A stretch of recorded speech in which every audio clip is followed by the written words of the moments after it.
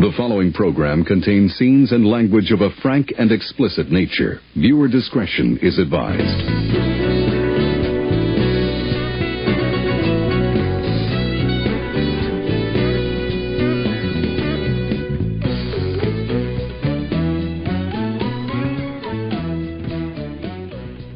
Hello and welcome to Film Jitsu, the podcast that wields films like deadly weapons. We are your hosts. I am Jay. And I am Mike. On this episode, Mike addresses the elephant in Bill Murray's room by sharing his thoughts on the actor's 1996 film Larger Than Life. We'll next count off our bottom 5 sidekicks, share a couple staff picks, and then discover what flavor of cinematic revenge Mike has selected for me for our next show. But before all that, hide your peanuts and any mice that you might have scurrying around while we roll the trailer. The guy called about the elephant? Elephant? This summer, Okay, honey, where's the stairs? Yes, sir! Yes, sir! hit the road with the other elephant man. That's cold. Get away! Get away from there! Help! Don't do it! Can you swim? And experience a whole new breed of friendship. Ah! Be my friend, please! You want some of me? Stay out of this. Stay out of this, Farrah. Want some of me? Bill Murray, How much is your salad bar? $4.95. No, I mean the entire salad bar. To go, please. larger than life. Mike, 1996 was a year full of memorable cinema. Independence Day rocked the theaters the hardest during the summer, and it took home the honor of the highest grossing film of the year with about 800 million in ticket sales. I wonder if we adjusted that for inflation, what that would be in like 3 trillion or something. It's like a quarter Spider-Man, I think.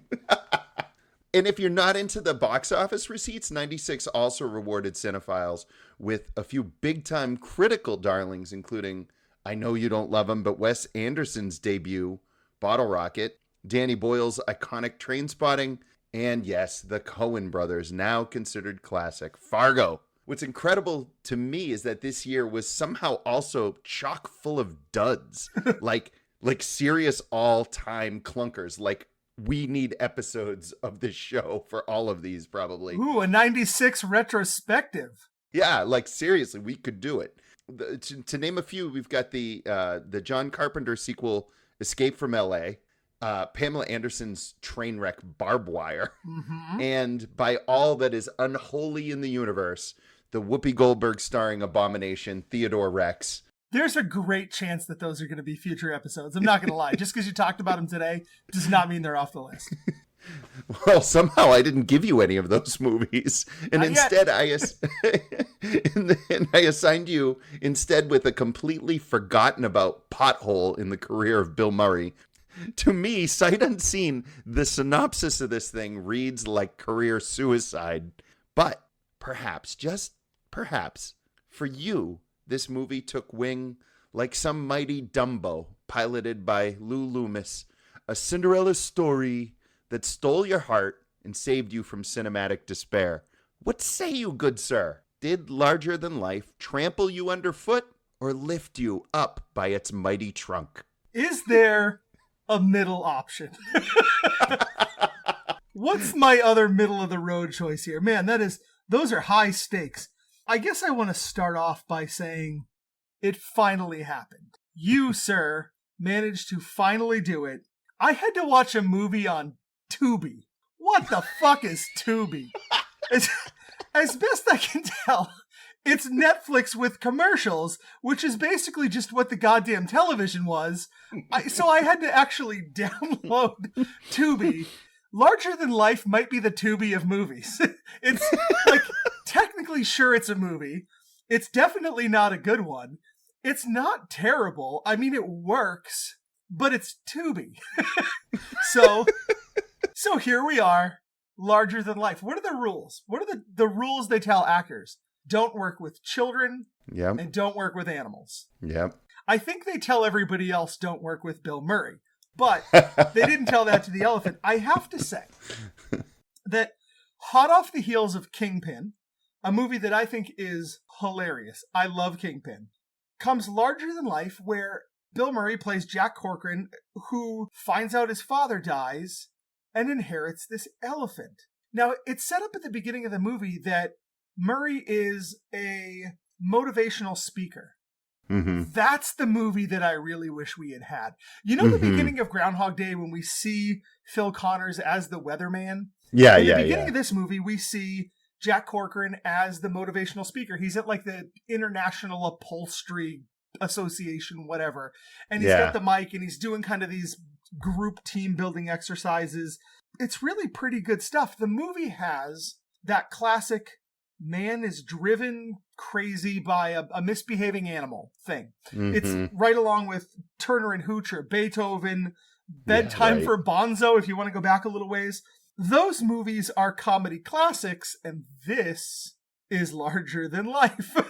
And I actually am pleased to tell you that I think this is a hidden gem of a Bill Murray performance. He's hot off of being Big Earn McCracken in Kingpin. Yeah, but not everybody is a huge Big Earn advocate. You know what I mean? Like, sure, but that is an acquired taste of a performance. Yeah, but it's that part of his career, right? Where he is it starting to transition a little bit from that sad clown, the kind of wise-ass hangdog Bill Murray, and he's becoming a little more acerbic. Right now, as he gets a little bit older, he goes from being that sarcastic wise-ass like Peter Venkman and is moving more towards Phil Connors, the asshole in Groundhog Day.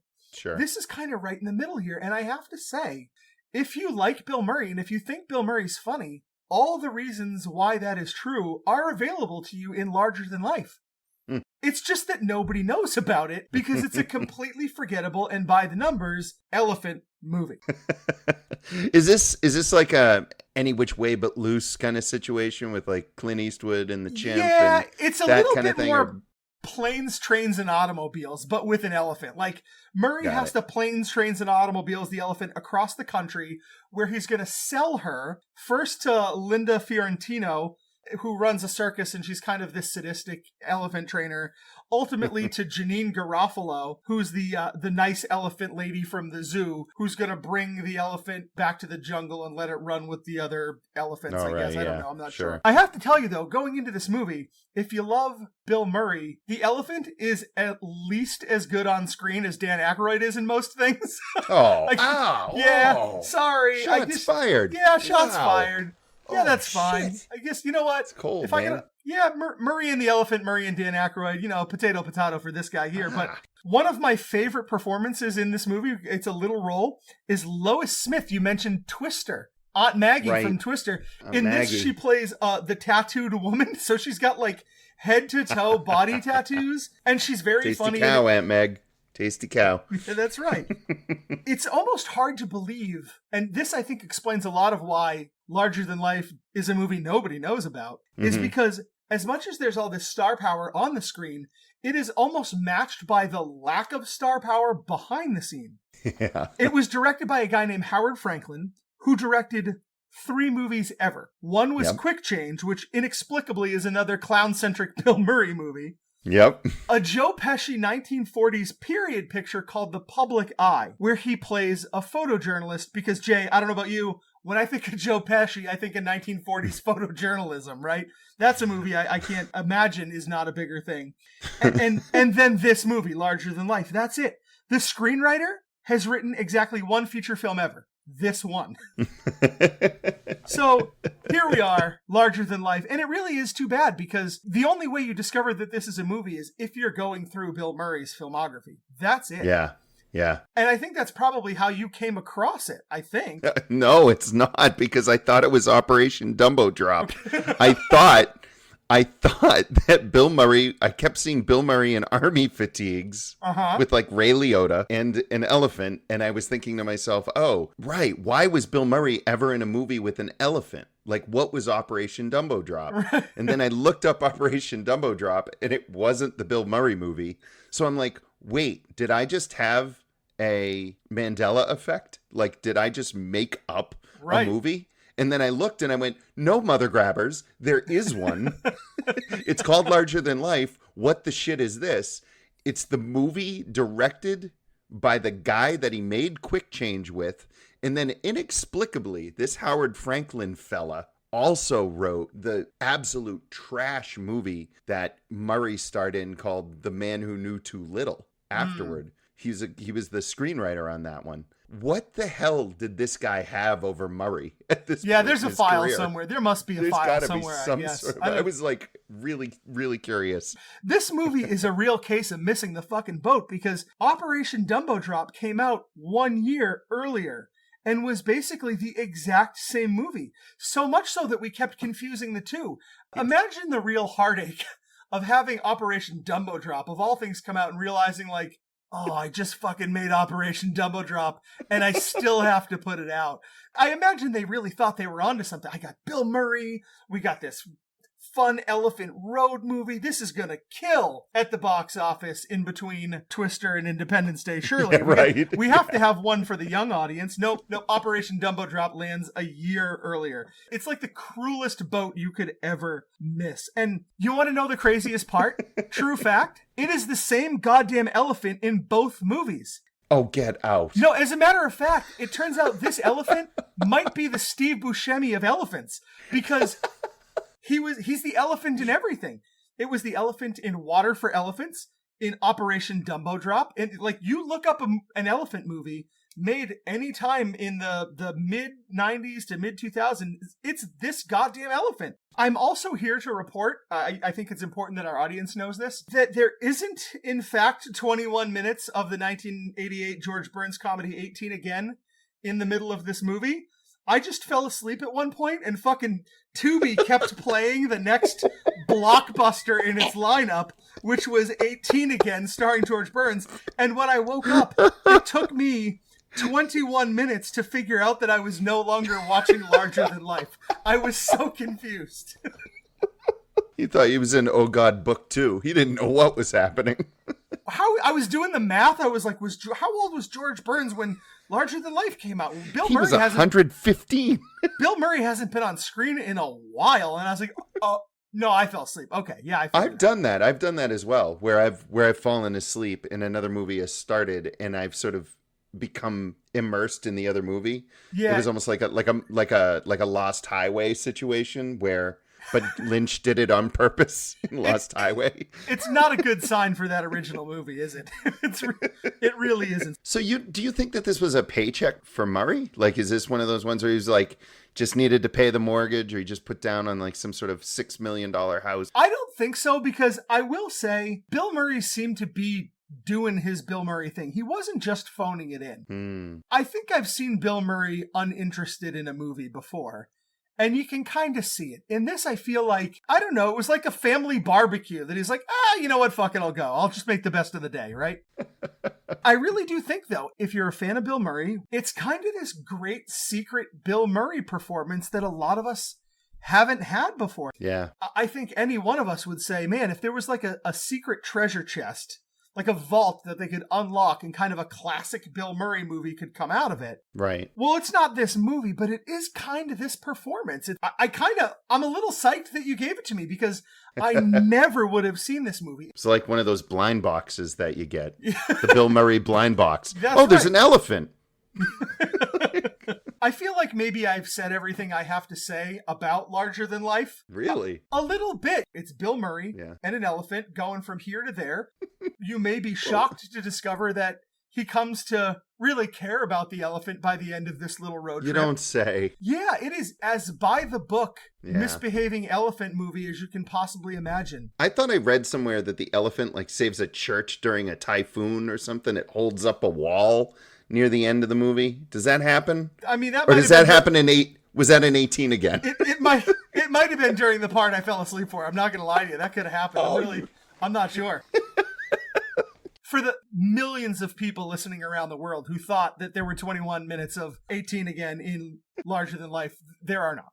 There might be a lot of Tubi watchers out there. You don't know. Oh, are we going to get hate mail? Are there a whole bunch of like people who stand Tubi and we're going to hear about it? If our listeners are upset with Mike about his disdain for Tubi right now, you can write us at mike@filmjitsu.net and let us know your love of Tubi. notwithstanding. I'm going to hope the Freeform audience comes to my rescue or whatever the hell that is.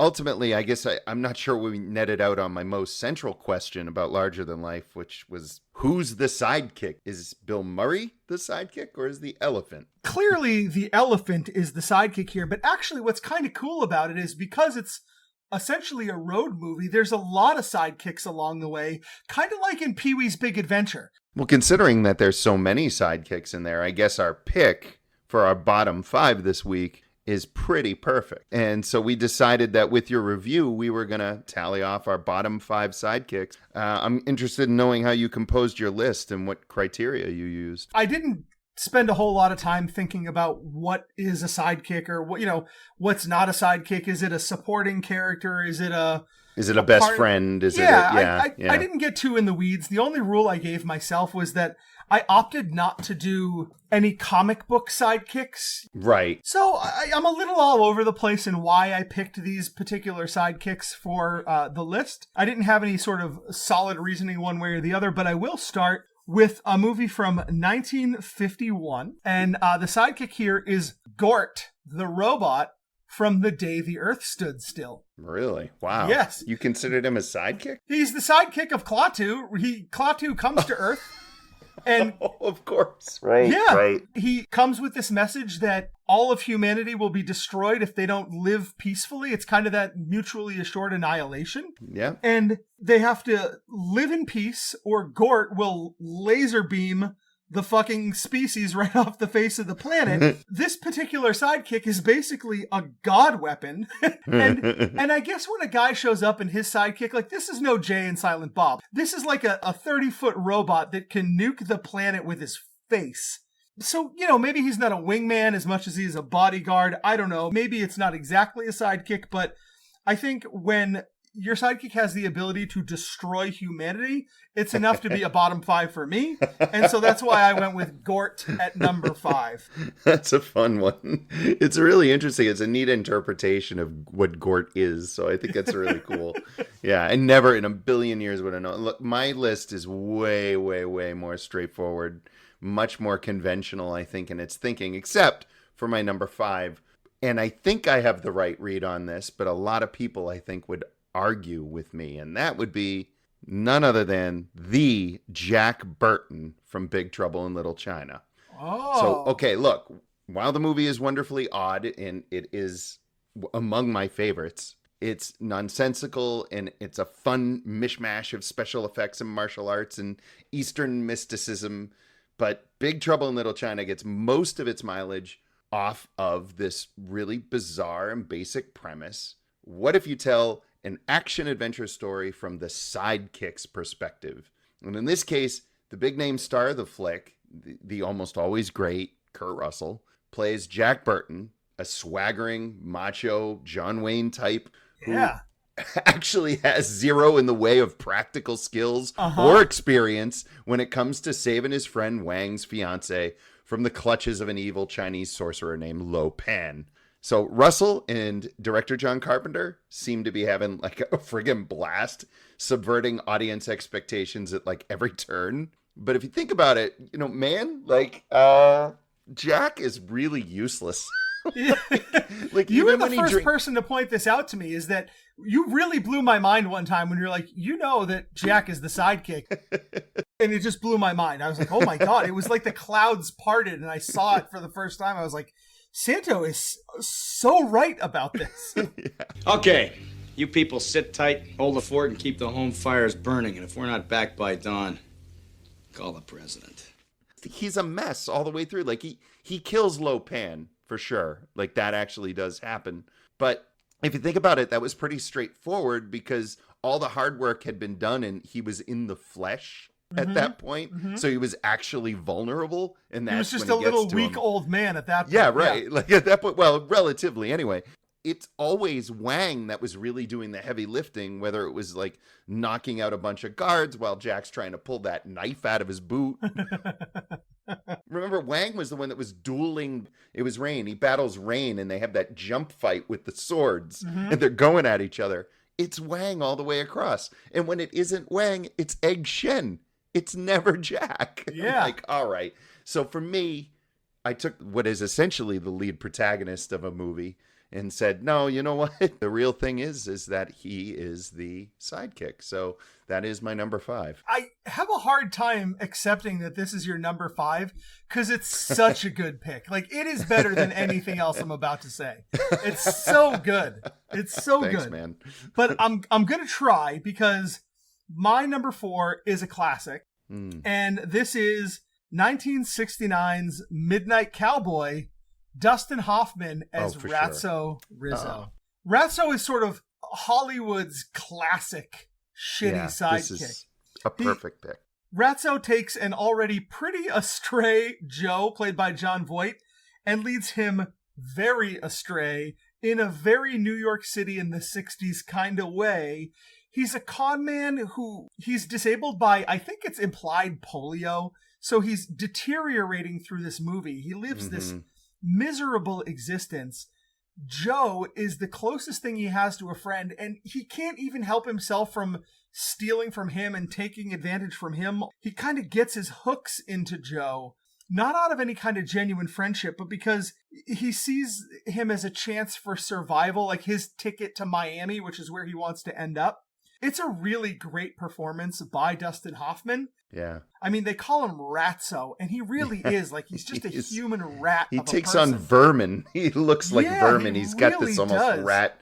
It is strange because he's one of those actors who actually changes the physicality of his face in roles, where in another movie you would never think of him as being rat-faced. Right. You know what I mean? Yeah. But when you think of Ratso Rizzo, when you conjure the image of him, you almost see him squinch. Yep. And of course, I'm walking here. I'm walking here. Yeah, Yeah. he takes on that physicality that Dustin Hoffman was really so good at doing, especially at this early part of his career. Sure. But I think in a lot of ways, Ratso might be the classic Hollywood bottom 5 sidekick. I'm so glad that you had the presence of mind to include it, because I don't think we could have our 2 lists not have that on it. Yeah, sure. And still call ourselves a legit movie podcast. Right. Maybe a lot of our listeners out there haven't ever sat down and taken the time to watch Midnight Cowboy. You have to watch it because you mean to watch it. It's not a movie that you bump into a lot. It's not a movie that your sort of average everyday film watcher throws on when they're watching Netflix or Tubi or Mountain Dew Plus or whatever the hell is out there. So I really hope that our listeners will seek out Midnight Cowboy because it's a great film. See, that's a really quality piece of cinema. So I'm glad you brought it up. I'm going to go with another quality piece of cinema. My number 4, when I talk about Olaf from Frozen. Come on. You're going to take down Olaf? Okay. Yeah, maybe I just don't like Josh Gad. But I actually did like him in Pixels, so so maybe it's not. So maybe it's not that. Yeah, I actually liked him in Pixels. I thought it was very, very funny in it. You're the same guy who shit all over Moana recently. What is going on with you? You've got a cold heart. I do, and I think I simply hate Olaf. You know what? The easiest way to fill up a list like this would just be do them animated movies. Yeah, right. Yeah, sure. Because they always have these annoying sidekicks that seem to tag along with like a ton of the protagonists. Like you think of Shrek, Shrek you think and of the donkey. Mulan had Mushu. Yep. And it's over and over. It's in the DNA of these movies. And in no animated film is there a better example of this than the especially irritating magical friend conjured by sisters Elsa and Anna, who then returns when Elsa accidentally immerses the kingdom into an eternal winter. I think that's probably the worst part of what she did. She brought this asshole back. He's supposed to represent love and innocence. To me, all of these sidekicks in all of these movies are there for one reason only: merchandising. And I remember my own now 11-year-old, then probably about 3, being all swoony over an Olaf plush. And you would hear like Josh Gad's annoying whine spill out of it. Hi, everyone. I'm Olaf, and I like warm hugs. It's just So at my number 4, Olaf from Frozen. I don't know what to say about your cold heart. I know this is, I feel sad about this. I couldn't beat up on a guy like Olaf, who, I don't know, I see him as kind of the heart of a movie. A lot of those sidekick characters are sort of the Sebastians, and sometimes they're the conscience of the movie, like Jiminy Cricket, sure. And we've been talking about a lot of classic movies, and you decided to beat up on Disney a little bit. I might get there by the time this list is done, but I'm going to take a big leap away from some of the classic films we've been talking about, because my number 3 is McLovin. This fucking kid. This fucking kid, McLovin. Now, don't get me wrong. This is one of those, bottom 5 situations. Right? I love Superbad. Okay. Superbad is a movie that it still to this day makes me laugh my ass off. I saw it in the theater. I went back the next day with someone else to see it again because I really went for it. It makes me laugh. Like, if you can't laugh at the stupid bullshit in Superbad, I don't know what to say about your outlook on life. It's just, but God damn it, McLovin, played by Christopher Mintz-Plasse, who really killed it in the role of that loser friend who you have to keep around because he has the fake ID. Like, he's the friend that nobody likes but just won't fucking go away. It's such a good performance by this kid who really hasn't managed to come out of being McLovin. Unfortunately, he's just always going to be He's pretty much McLovin. always playing that. Yeah, which is really too bad for him, I guess. But I don't know. I mean, he used that persona very, very well in Role Models, which is absolutely wonderful. And he was in the 2 Kick-Ass movies, which were pretty decent. Yep. So even though he has sort of been pigeonholed and stereotyped, he has managed to carve himself out a niche. Yeah, it didn't kill his career the way that, let's say, Napoleon Dynamite might have done for John Heder. Oh, geez, John Heder, But it is going to say McLovin on this kid's tombstone. There's no way around that. Wait, you changed your name to McLovin? McLovin? What kind of a stupid name is that, Fogel? What, are you trying to be an Irish R&B singer? Oh, they let you pick any name you want when you get down there. And you landed on McLovin? Yeah, I was between that and Muhammad. Why the fuck would it be between that or Muhammad? Why don't you just pick a common name like a normal person? Muhammad is the most commonly used name on Earth. Read a fucking book for once. Fogel, have you ever actually met anyone named Muhammad? Have you actually ever met anyone named McLovin? As far as sidekicks go, there isn't a lot more chaos you could enter into your Saturday night than a guy like McLovin. I might be your McLovin. That's my problem. As I sat here and thought about it, I was like, shit, I might be Santos McLovin, because one of the funniest relationships in that movie is between the cops, Seth Rogen and Bill Hader, and McLovin, who is younger than he is. And I thought to myself, back in the early 2000s, when I showed up in Santos comic book shop and then didn't leave, and oh shit, maybe I was his McLovin. Am I your McLovin? No, you're not my McLovin, but you might be another person on my list further down that is very similar to McLovin. So we'll get there. You're not my McLovin, so stop worrying about it. I've been worrying about it ever since I fell asleep watching Larger Than Life. Well, number 3 for me, you actually mentioned earlier, and it's very, very obvious. And that would be Hooch from Turner and Hooch. This movie is absolutely loved by people of a certain age. I gotta say though, I saw K-9 first, and I like that one better. Is that a Belushi movie? Yeah, Jim Belushi.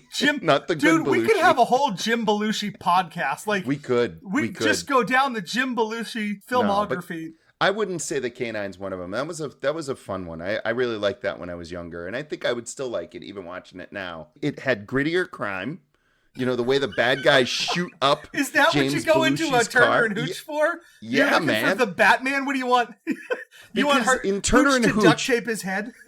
Turner and Hooch is so incredibly uneven in tone, right? It wants it wants Tom Hanks to be a cop, like this meticulous cop that is whatever, and it's ridiculous. Like I never believe Turner's character at all the whole time. It's The Odd Couple. It's just The Odd Couple with a dog. With a dog. Yeah, it is. It is. The Odd Couple didn't solve crimes. Like, you know what I mean? They could have. There was a harder edge to K-9 that made more sense to me. So I was like, all right, the bad guys in Turner and Hooch, they kill like a mechanic that's friends with Tom Hanks. Hanks' character is so uptight, you can't believe that he has any friends to begin with.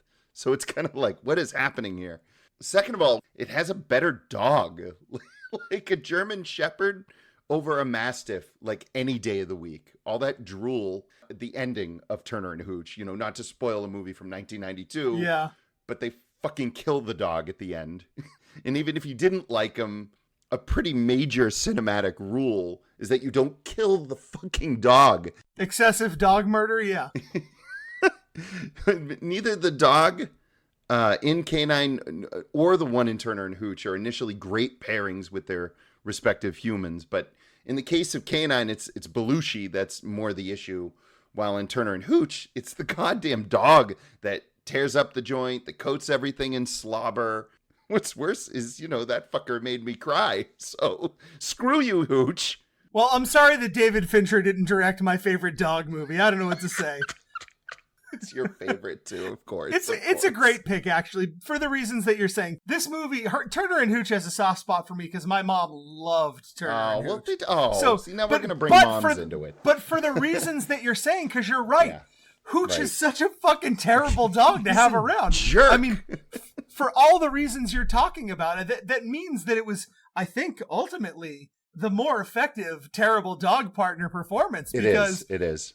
He's clearly the worst dog to have around. Absolutely. That was the point of the movie. So absolutely, that is in the spirit of this list. I would have been offended, actually, if you had picked the canine dog as the worst partner. Right, exactly. Because really, I think the honor goes to Hooch.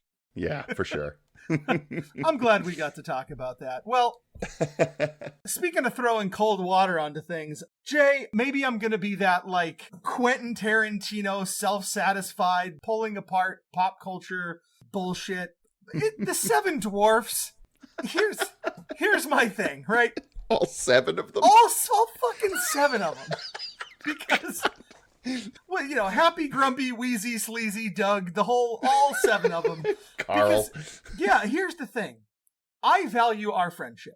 You are important to me. But if you died, there's no fucking way I'm keeping you in a glass coffin in my living room. Like, not even as a goddamn goof. Not even for our friends to come over and, let's take selfies with Dead Santo. I would never... That's so fucking weird. Are you sure? Because that sounds great. Yes. These are 7 sketchy motherfuckers. Forget that whole, passe, 7 guys living with 1 woman. Whatever. Fuck that. They're weird dudes who, first of all, can you name all 7? Let's do that real quick. Can you name the 7 dwarfs? Oh, absolutely not. Yeah. No way. Yeah. Sneezy, lazy, dopey, grumpy, bashful. Yeah. Doc.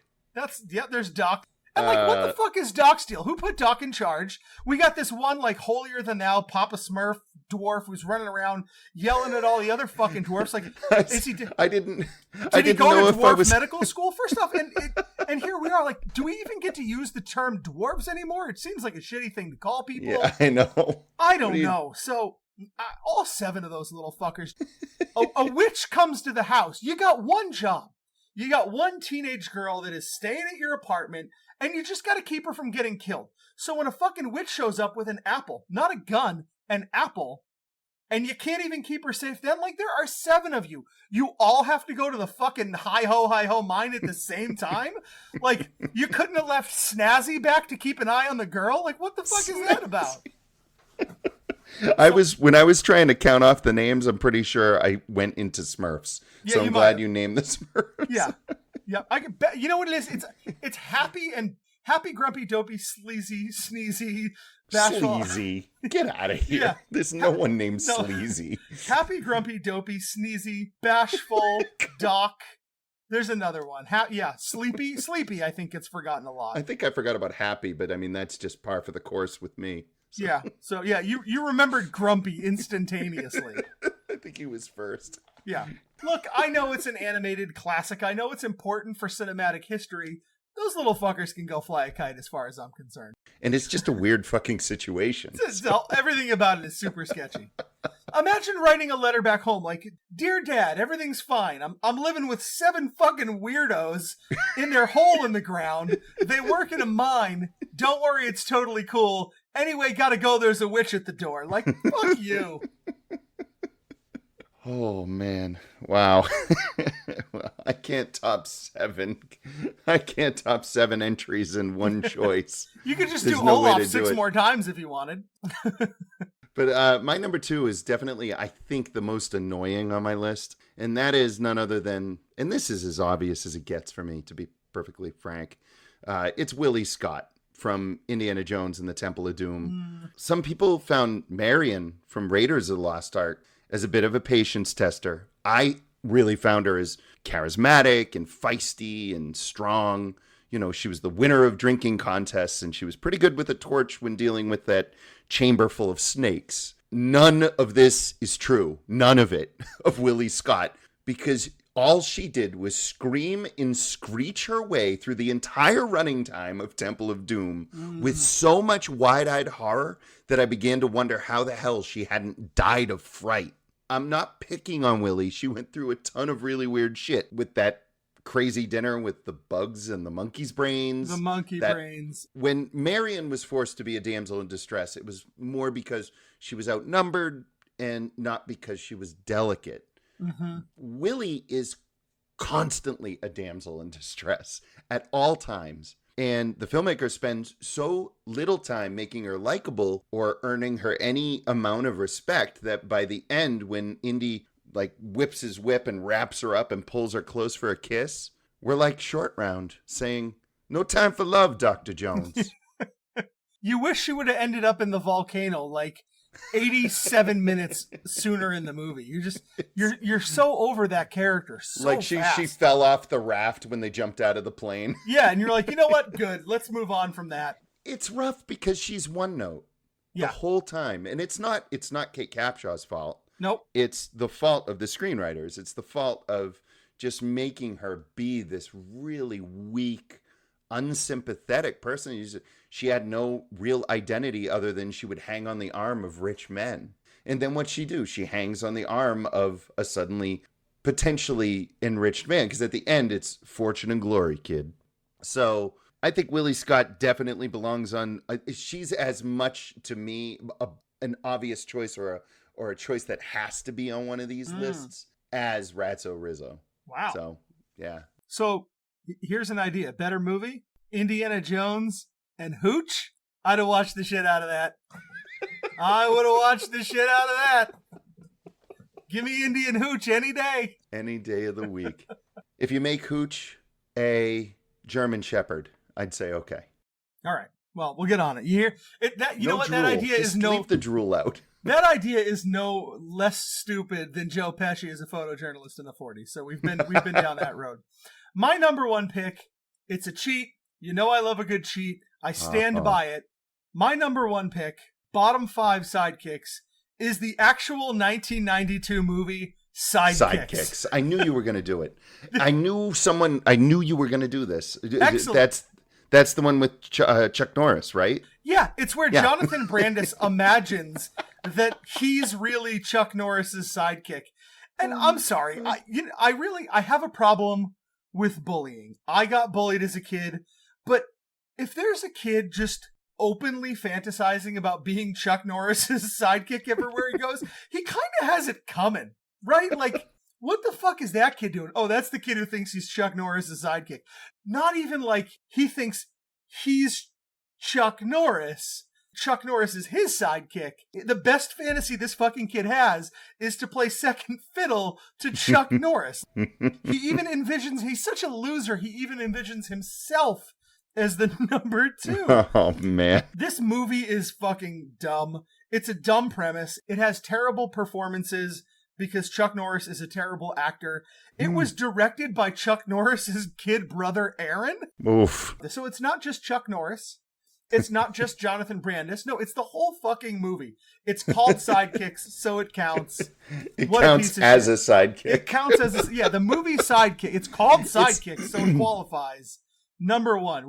It definitely came up in consideration for me, just based off the name. And then I realized I hadn't seen it. I wasn't going to watch it. Mm-hmm. And I didn't care enough to look it up and do any research or even find out where it was playing. It just was, it was something that occurred to me and I went, no fucking way. And I just moved on from it. Yeah, I mean, if you haven't seen it, you can't put it on your list, that's for Right, sure. Well, right. this is a movie that I'm sure I probably watched it and was like, oh man, this is going to be great. Look at I think even in 92, I was like, this is fucking stupid. Not, especially when there's a movie like, and for some reason, it continues to come up on this podcast, when there's a Cloak and Dagger movie where you get Dabney Coleman as your imaginary sidekick. Right. Oh, man. Then sidekicks can get fucked. I'm sorry. Yeah, so true. So true. It's and my I love number that, one. Well, my number one, controversial as all get out. This may start a fight. The Turner and Hooch one wasn't the fight? No. This boy. is way worse. I really have to say, if you think about it, Mike, this isn't very different than your McLovin pick. In fact, it's pretty much the same pick, but a different movie. Okay. And it's Walter Sobchak from The Big Lebowski. Oh, yeah. Now, before you're... Oh, thank God. All right. Yeah. I mean, what can I say about this movie that you wouldn't say better? I mean, honestly, it fills me with dread to even mention Walter to you, as I've seen you sport a costume that made you a dead ringer for John Goodman's off-kilter Vietnam vet and best buddy to Jeff Bridges, the dude. Fun fact, a photo of me dressed as Walter appeared in High Times magazine one time. Which is hilarious because I was definitely the only guy at Lebowski Fest that was not high. So I don't know how I ended up at High Times, but yeah, this is territory I'm familiar with. Clearly, then you have to admit as well that Walter is an asshole, just as the dude himself points out. In almost everything he involves himself in, whether it's enforcing the line rule in bowling or, most upsettingly, opening a coffee can of cremated remains only to have the ash blow back in he and the dude's faces. Well, sometimes there's a man. Well, he's the man for his time and place. He fits right in there. And Walter is not that man at all. He likely was never a fit for his time or place. The movie probably indicts Walter a bit more than just about anyone else. Mm-hmm.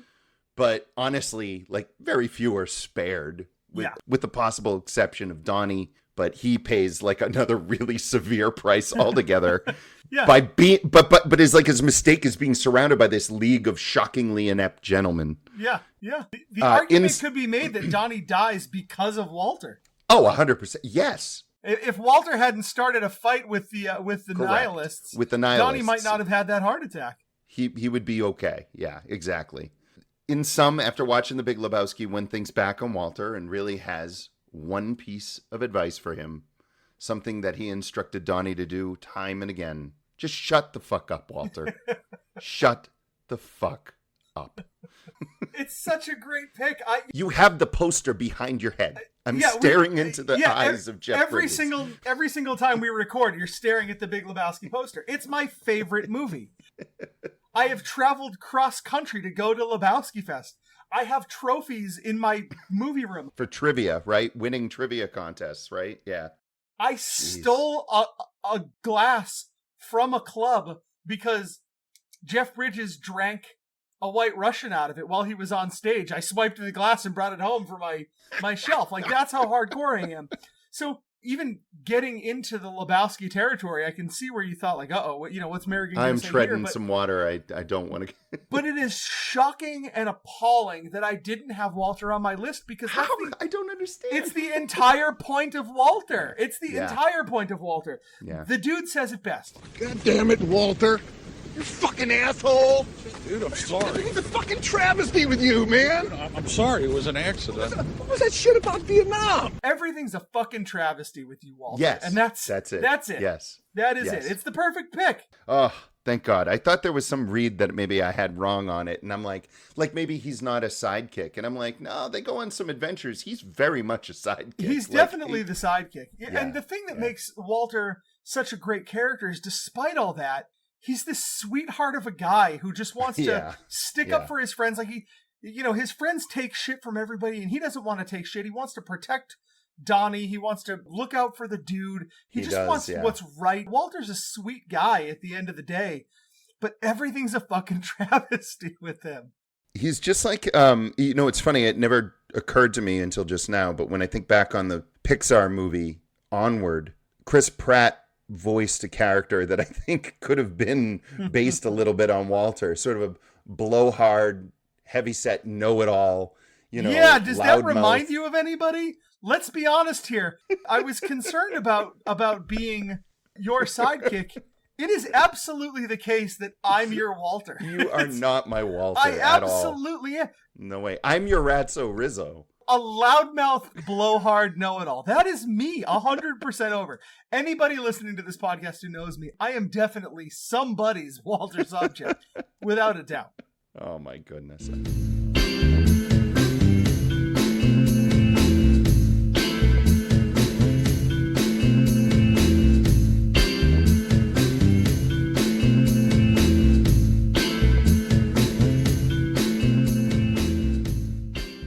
Jason, that was a lot of fun. That was a good time. I think we're going to leave it up to our listeners to decide who is the sidekick here. I don't want to know, but certainly I'm proud to be the Walter to your whatever you might be. You're kind of a Jack I'm Burton. Ratso. You're kind of a Jack Burton, I think. That's kind of your jam, man. I think that Neither might of be you. us have a wang. Yeah. Well, here we are. Thank you. No, that's all that we need to say about that. We are now going to get into the part of the show where we recommend a movie that we want our listeners to check out. Our staff picks.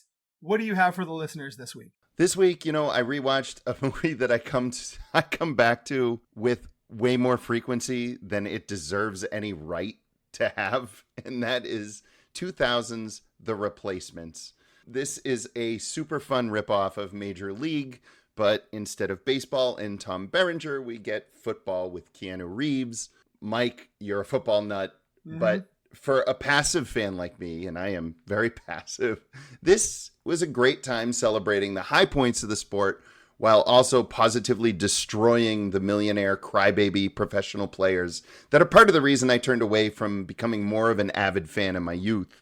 But cynicism aside, this really is a fun and stupid movie with Reeves playing like one of the greatest names ever, Shane Falco, a once great college quarterback who had a treacherously awful final game and pretty much went into hiding ever since, electing instead to scrape barnacles off yachts.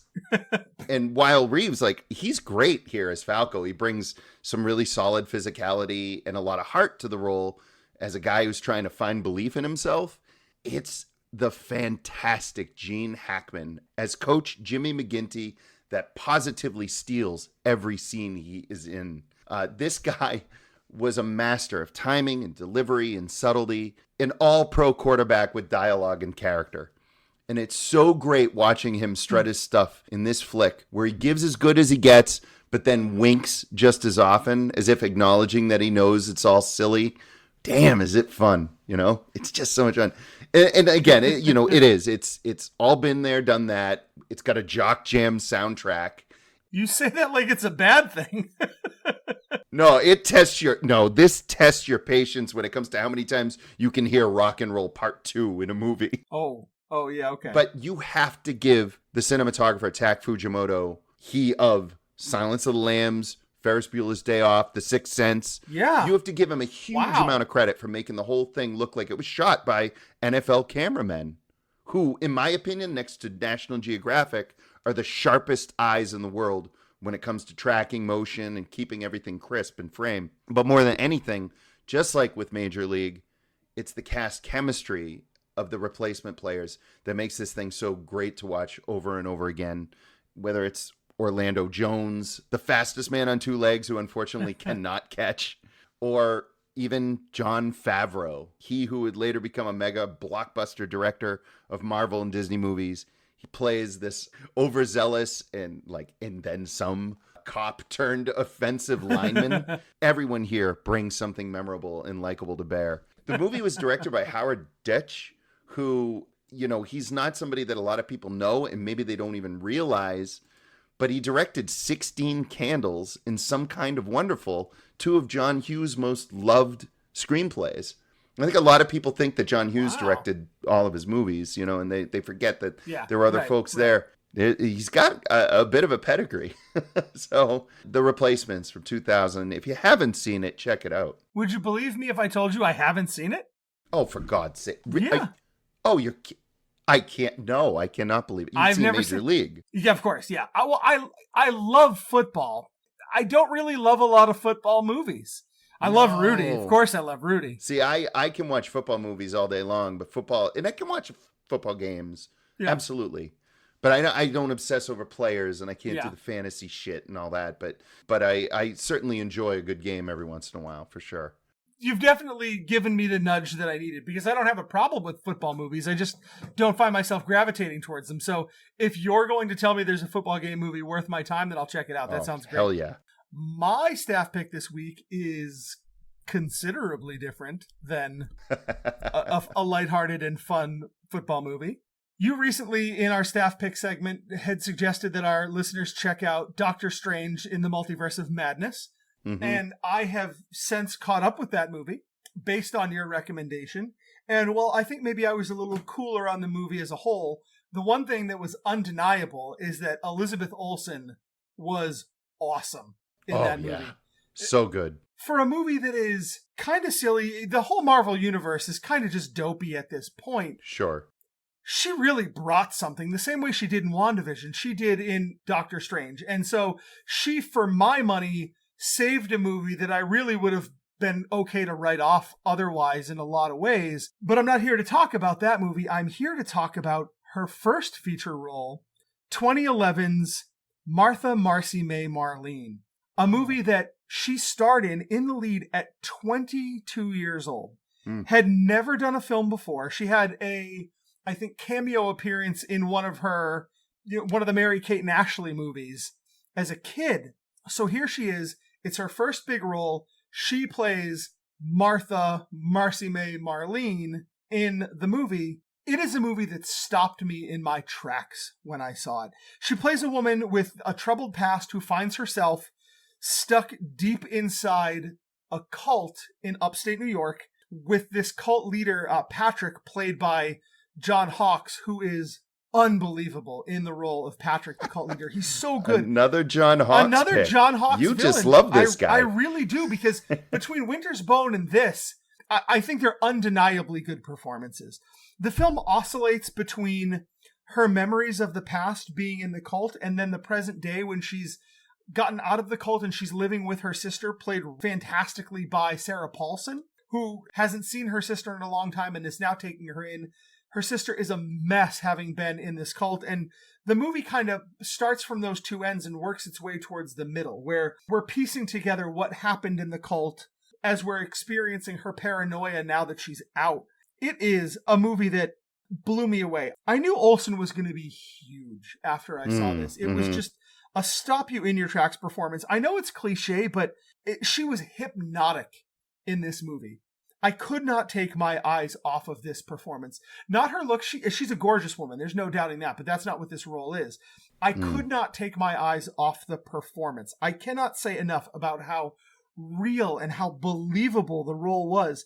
Something that, like I said, saves Doctor Strange for me. Yeah, for sure. John Hawkes was terrifying as Patrick, the cult leader, because he's so charming. I'm watching the movie and I'm thinking to myself, well, shit, I could fall for that kind of bullshit. You're almost sitting there as being somebody like leaning forward and listening to him. You're like, this guy's making a little bit of sense. And then, oh right, he's an insane cult leader. Of course. I think the movie has to be seen by more people. It was directed by Sean Durkin, who won Best Director at Sundance for this film in 2011. Olsen won the Chicago Film Critics Award as the most promising performer. I think they nailed that.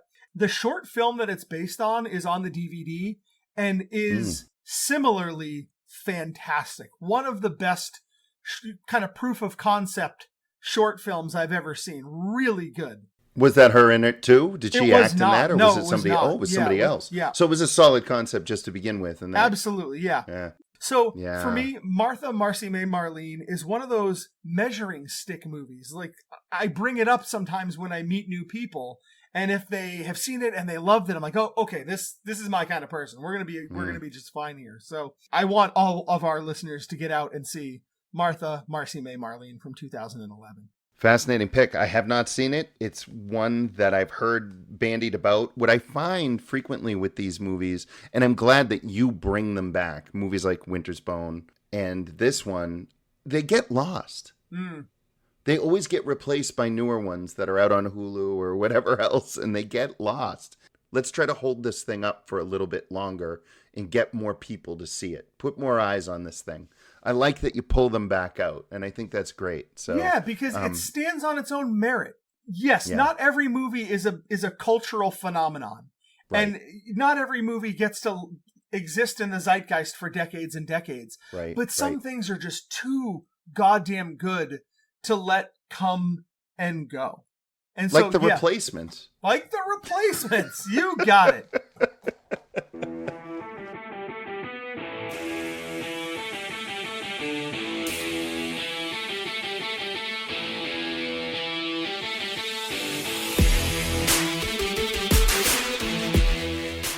Jason, we have come to the part of the show where I get to tell you what film you're going to be watching for our next episode. You made me watch Larger Than Life, which was more of a curiosity than anything really mean-spirited. It's been a while since we've done anything mean-spirited, and I'm not feeling especially mean-spirited, especially after such a fun conversation about Sidekicks and all of that. So we're going to have fun with our next selection, and I'm going to need your help here. What I need you to do, I'm doing something different. This is going to be fun. I hope our audience is into it. I actually, in this moment, don't know what movie you're going to be watching for our next episode. I'm going to need a little help here.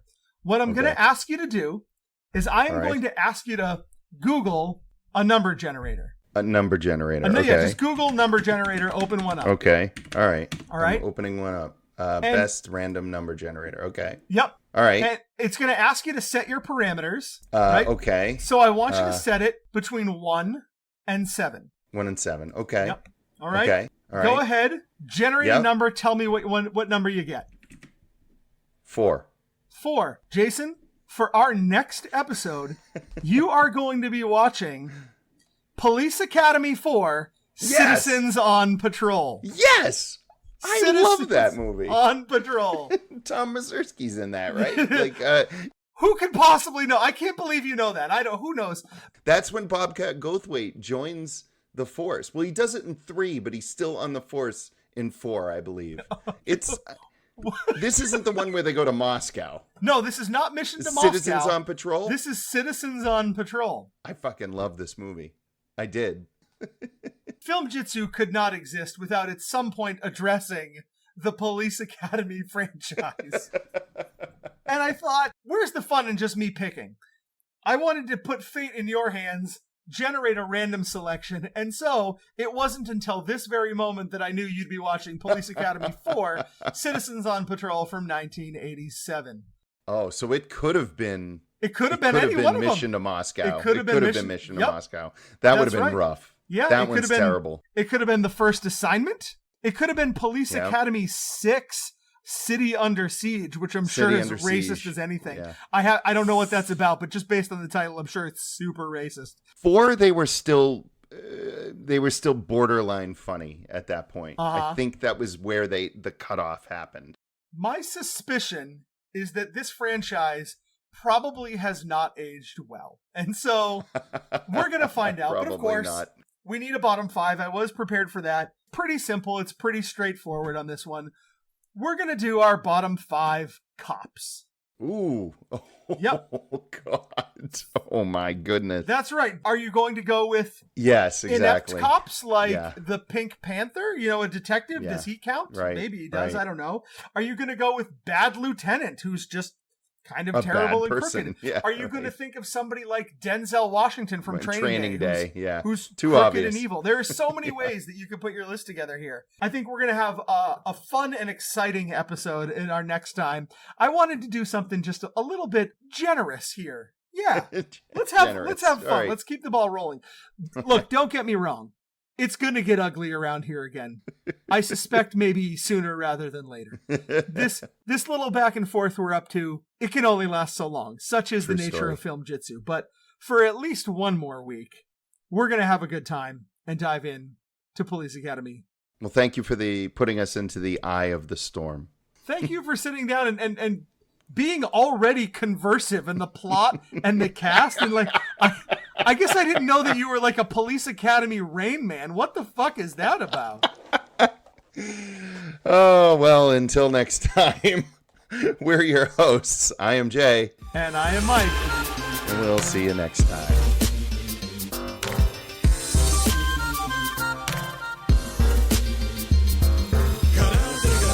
Stalno mislim na te, hoću znat sve kate, vježbat ću sate i sate. Karate, vježbat ću dok zadnji mi kjaj zostane izađe. The Dan Aykroyd blind box would be Dr. Detroit. You would open that up and you'd be like, oh, Bill Murray is a robot pimp. Yeah. I would, you know what? I think if I got the Dan Aykroyd blind box, I would just return to sender and put it back out on the porch. You're a cold I'm and sorry. bitter man. I'm sorry. I've tried.